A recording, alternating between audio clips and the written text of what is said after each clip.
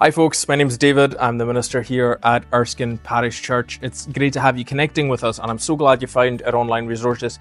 If you were to come into our physical church, you would get one of these welcome packs, so consider this your digital welcome. However you've joined us, we'd love it if you could like and subscribe to our platform. That allows you to continue to see when we're putting up new content. And also, if you'd like to get in touch and actually connect with us, you can email at epcnotices@gmail.com. We'd love to hear from you.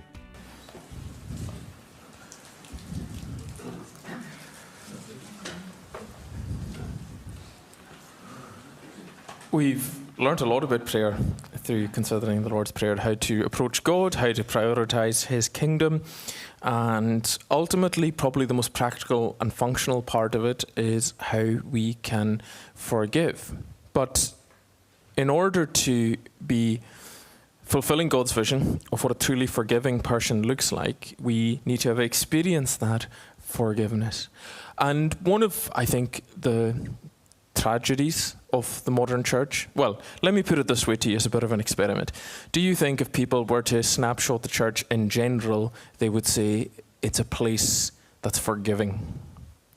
Or it's a place where people can easily find forgiveness? Now, it's going to, of course, vary from church to church. But I think, unfortunately, at the broadest level of analysis, we would find that this is somewhere that we're lacking and wanting. But that's okay, because you can learn. Jesus might be 2,000 or so years ago, but Jesus, by His Spirit, promises to continue to speak to us through His Word, and we can continue to pick up and learn this better and better so that we can more holistically reflect God's vision of what it is to be the church and what it is to be something particularly that people are looking for. Because quite often a phenomenon that folks who are seeking redemption, seeking life, seeking spirituality, something that they find is that it can be really difficult for them to feel a sense of being forgiven and accepted. I've had lots of conversations with people that go along those lines. They understand perhaps that other people could be accepted, but not them. And so I think this is of critical missional importance, that we understand what this looks like and that we as forgiven people look to be forgiving people. And that relationship looks straightforward, but it's not always easy.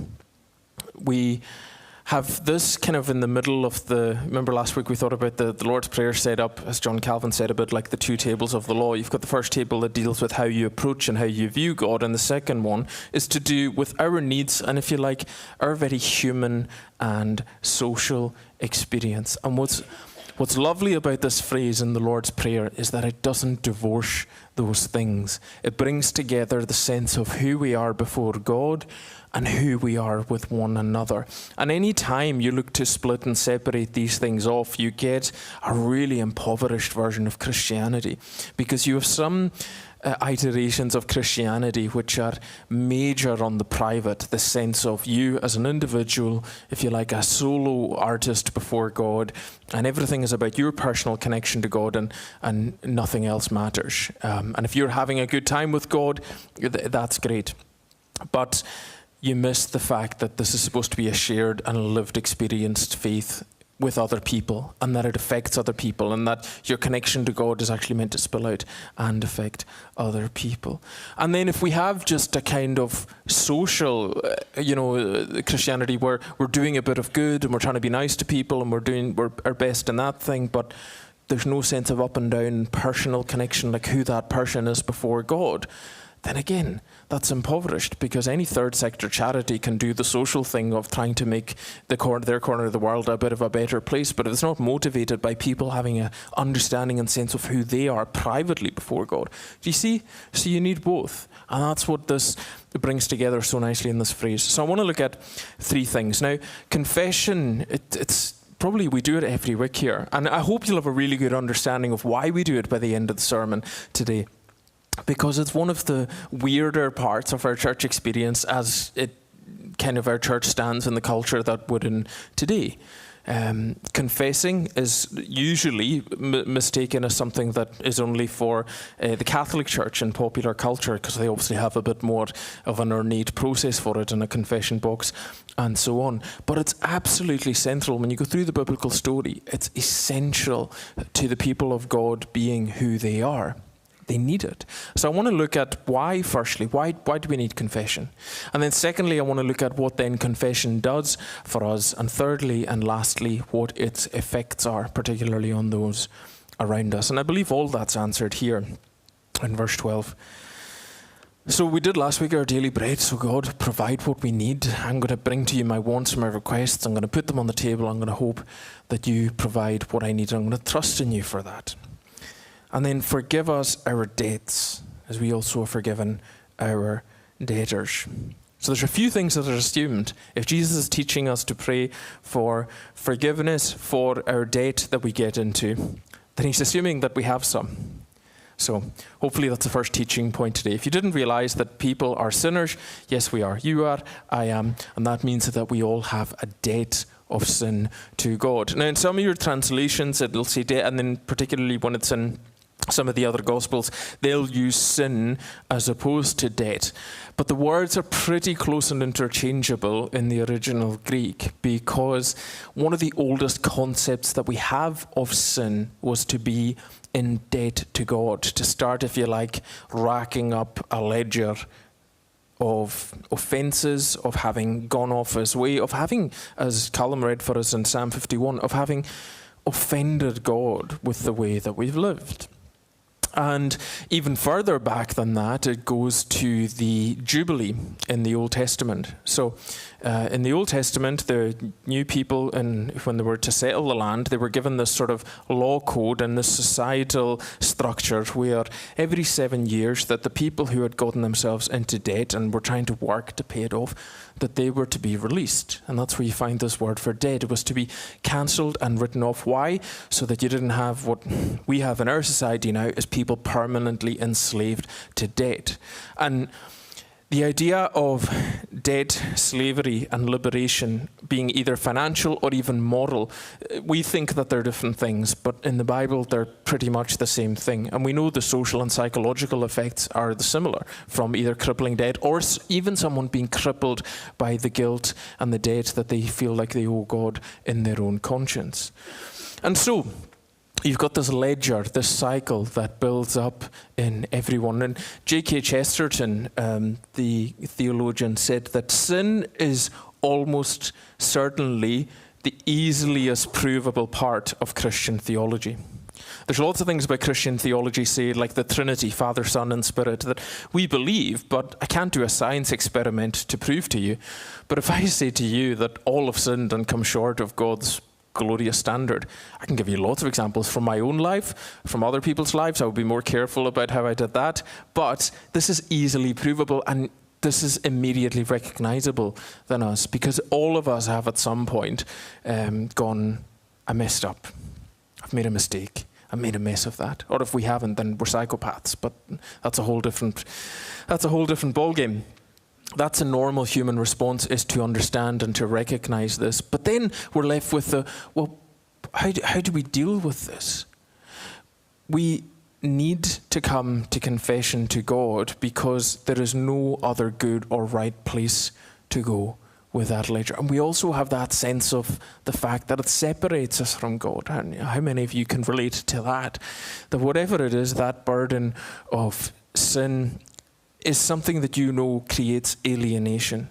And you know even that people comment on our culture now that there's a kind of good meme online that says every day we stray further from God's light when there's some awful craze or trend that's going around. I mean, a few years ago, it was people eating washing machine powder pods and stuff like that. There's just a lot of insanity that clearly betrays a lack of wisdom.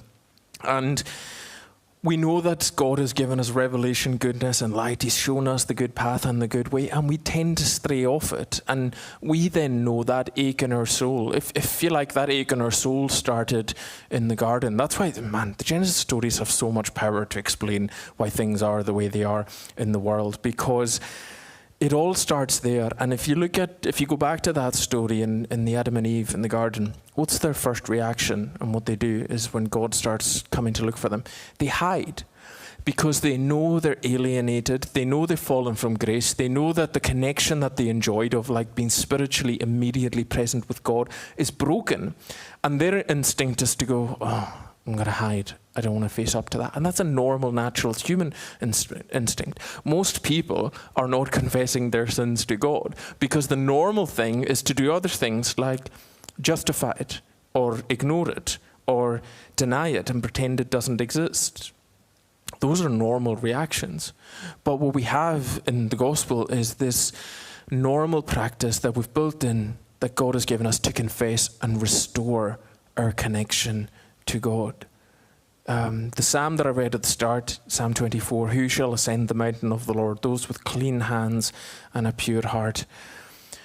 If you like, the paradox of the gospel is that we know that God is high and holy and lifted up, and that there's a separation and a difference between us and him. And we don't have what we need to be able to come into his presence easily and approach him.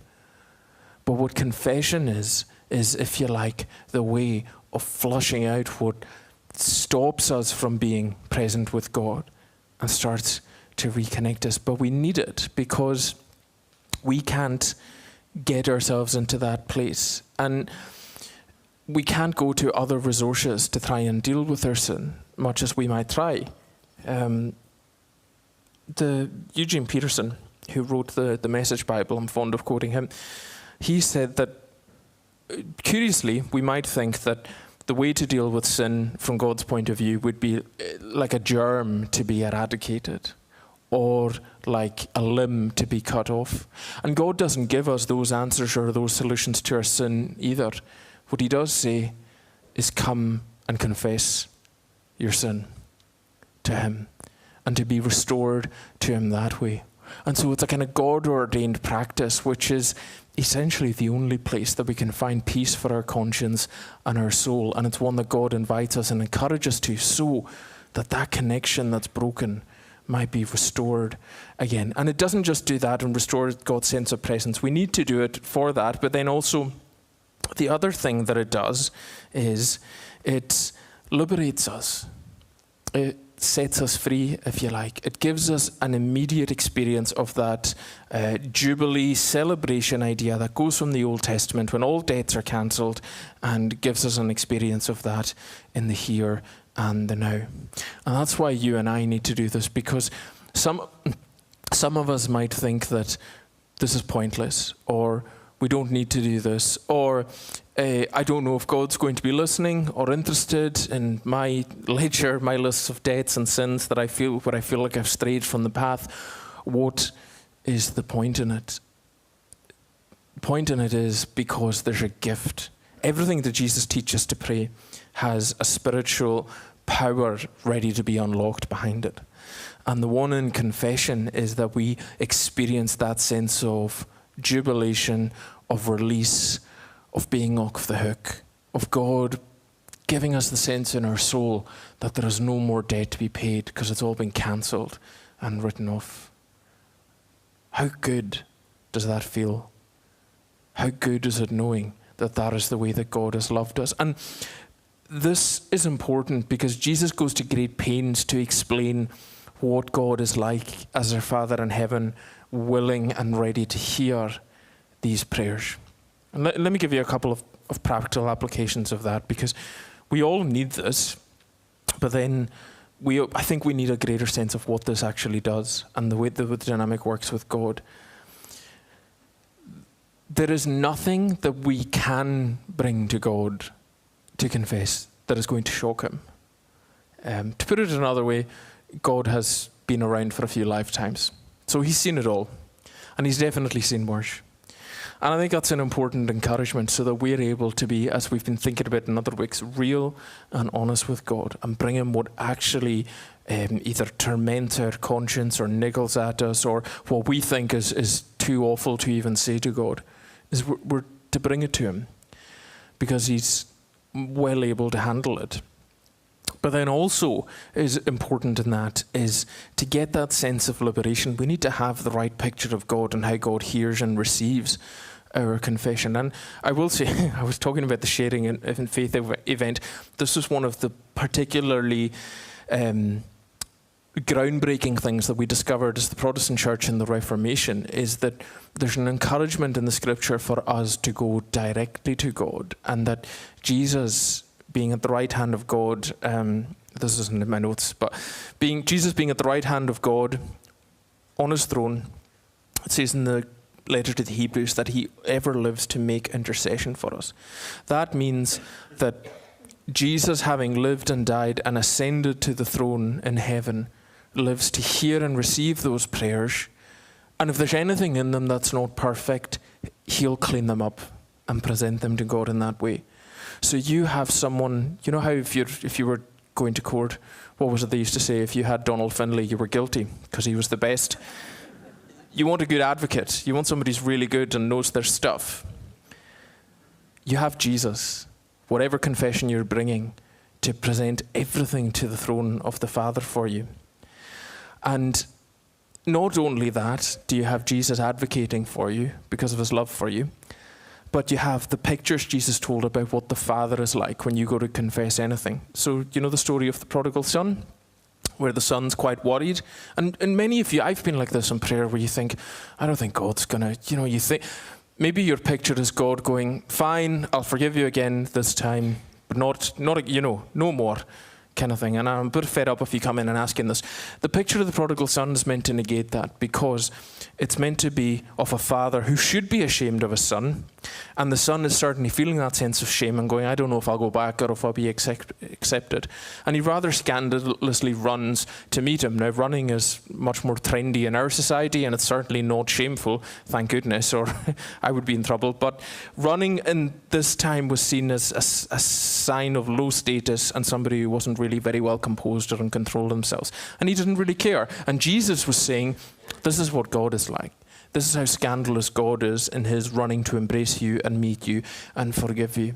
So can I just encourage you this morning to bring all of your burdens to God, being assured that Jesus is with you, that Jesus advocates for your prayers to God, and that God himself is a loving Father, the loving Father that hopefully we've had some good pictures of, or perhaps the one that we never had. But that is the picture of the Father in heaven who forgives and understands and cleanses us and throws away our record of sins completely. That's the power of what confession does when you meet God in that. But we need to come and we need to give it to him, and we need to go through that. The prodigal son had to put down the pig swine and had to go back to experience that, because if he never went back, he would never have known that the Father was so scandalously ready to welcome him back. And it's the same with confession and prayer.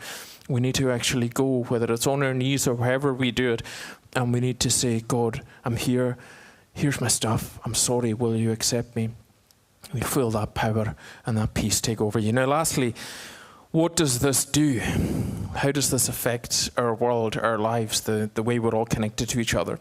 Forgive us our debts as we also have forgiven our debtors. Now, there's another loaded implication in that. It's done. We've forgiven our debtors. There's an assumption that if you're coming and you're asking God to benefit from that love and that forgiveness, that you are then extending out the same. Now, this might be the most challenging part, but it's challenging for a good reason. The early Christian church, the disciples and Jesus' followers, they saw themselves as part of a new community where the end kind of age had broken in. The kingdom of God ruling directly on earth and liberating people from sin and from the guilt of sin and that kind of final record of sin being thrown away, but also then creating a new community that enjoyed and existed in that mutual love of God that God had shown them. Okay, that's how they saw it. And to not act as somebody in that community was basically to communicate that it wasn't something that you had experienced. And that's the way they saw things. And Jesus taught lots of stories which showed that. Probably the most vivid, and I can illustrate, this is great, I can illustrate all these just from Jesus' own stories this morning. The most vivid one is in a couple of chapters later. I think it's in Matthew 18. Remember the parable of the wicked servant? There's a guy and he owes a king a certain amount of debt, say it's 20 quid, and he cancels it. He lets him off the hook. And then that wee guy goes out and he finds someone that owes him much less, a few pennies, and he throws him in jail for it. And then the king finds out and he catches him and he's like, "You wicked servant, I forgave you much more than that, and you weren't able to show that mercy." There's a great saying, hurt people hurt people. If you experienced hurt and you nurse and you carry that hurt, then the only natural consequence is that you'll go on and you'll hurt others because that hurt hasn't been dealt with. But forgiven people forgive people. Or they should. And this is where the real challenge is for us as a church, because this should be what we're known for above everything else. Forgiveness is about release. The exact verb that's used in the Greek is the same way as to let go of something, to let it pass through and out of your hands. So let me just do a tiny wee excursus on what forgiveness is, because this is often a bit misused and misinterpreted, I think, as well.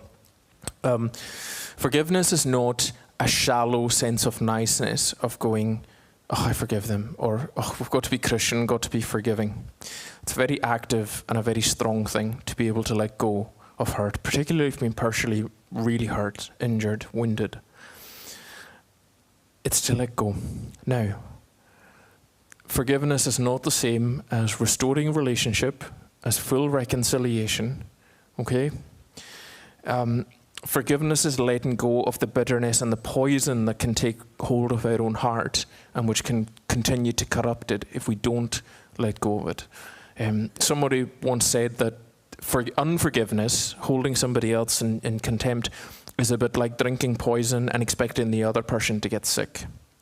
Because you're holding on to it and they're out and they're having a great time and they don't even care about what they've done, but you care. You're raging. It's an invitation to let go of that and to release them. Now, here's what it doesn't say. That does not mean that you go, "It was okay what they did." And I always want to caveat with that. It doesn't mean particularly in cases of like horrific abuse that we go, "Well, that's fine and they can do whatever they want and we don't have any safeguarding." It doesn't mean any of that. It means that you release them to God, that you don't nurse it and you don't hold on to it anymore and you let it go. And actually, a bit like what we've been talking about with trust, that your belief in God becomes so great that you go, "I trust God to administer justice to them for whatever happened, and I'm going to let go and I'm going to stop being a prisoner." That's at the highest level, but at the more practical level, and probably more of what we have day to day in the likes of the church, it's going, "I'm not holding grudges, I'm not going to be bitter. I've been forgiven by God. Therefore, I'm going to let the love of God flow through me and out to them actively, not passively." This is not just a nice platitude. This is, I'm going to put effort and thought and intention into showing the love that God, and being reminded of our own belovedness and how much God has lavished and poured out to us. And do you know the challenge I think that we do need? I can't believe the amount I've been in church most of my life in different denominations, factions and so on. And personally, I think there's a shocking amount of not just unforgiveness, but nastiness. It shouldn't have any place. Where can you find, if we have been lavished with the love of God and He has forgiven and loved us, that you could have any justification to be nasty or bitter or horrible to anyone in line with the convictions of what Christianity is supposed to be about? Christianity is not about a denomination or church meetings or groups or any of that. It is first and foremost about people having been transformed by the love of God and then that flowing outwards and making them loving towards others. And I always say this, but what an advert that is for the power of the gospel when we're known by our love. In the early Christian church, and I think today, I think that, some people often ask me, "Oh, can you tell if someone's not saved? Is it up to us to pronounce salvation and not?" And no, I don't know the condition of someone's soul. But Jesus did say that there should be signs and some pretty good evidence. and some pretty good evidence that someone has just played the game of church and Christianity and knows the right phrases and knows the right meetings to go to and knows how to perform the kind of cultural aspects, is that they're not forgiving and they're not loving. I would put to you, it's impossible to encounter the love in Jesus and to not be a forgiving person. That's challenging. I mean, there's a lot of people in churches who are in for a surprise, but it's a necessary one. We're going back to the basics because in this prayer, Jesus is inviting us to marry up our prayers and our private and who we are before God with our practice and how we actually live this out. I like the idea of the way fresh water becomes something that goes out and that affects everything downstream of it. There's loads of examples of this in Lewis, but my favourite one is there's a loch in Uig, Loch Suanyaval, and it's really high up on the hill, and it comes down through several rivers, and then it mixes with a few kind of beach pools, and then eventually goes out and it affects the Atlantic Ocean. It's kind of, after it's been through all its tributaries, but it all starts with a loch up on the hill, which is fed by rainwater, which is part of the cycle, and comes down and goes out. And that's the way we're supposed to be in the love of God. We're not supposed to be this stagnant pond that's full of nastiness and rubbish and bacteria that's never affected by any bodies or movements outside of it. We're, Spirit of God's often compared to water in the New and the Old Testament. That's why we symbolize that with baptism. The Spirit of God is living and powerful water that should come down and in us and stir us up and then move through us and out into the big bad world and hopefully make it a bit of a better world. And so we need confession because we all have that sense of something's gone wrong here. I'm not as close to God as I would like to be, and I know there's a separation between us. And that stops and it breaks that. It means that the account is cleared. But then it also lets us experience that inner peace and that liberation from knowing, all of that burden has fallen off my shoulders. God has completely forgiven me, and He loves to welcome me into His family and to receive my prayers and to give me that sense of being forgiven. But then lastly, it stops the cycle of hatred, bitterness, evil. If I am arrested by the love of God in my heart, then that's what I want to put out into the world. Not more of the cycle of hatred and rubbish, because there's enough of that. But I can marry up the fact that I've experienced God's forgiveness in prayer, and so now I'm ready to put that out there too. May God bless His word to us this morning. Amen. Thank you for tuning into our channel here at Erskine Parish Church. We create this and give it away so that it can be a blessing. Everything that we do here in the church relies on the generous backing of those who support us. And so if you would like to become one of them and give something back, then we've made it as easy as possible. You can go to erskine.parish/donate, and there you can give a one-off bank transfer. You can set up a regular standing order or donate by PayPal. You can also download a gift aid form so that if you're a UK taxpayer, it increases the contributions that way as well. Thank you so much for watching, and we pray God's blessing on you.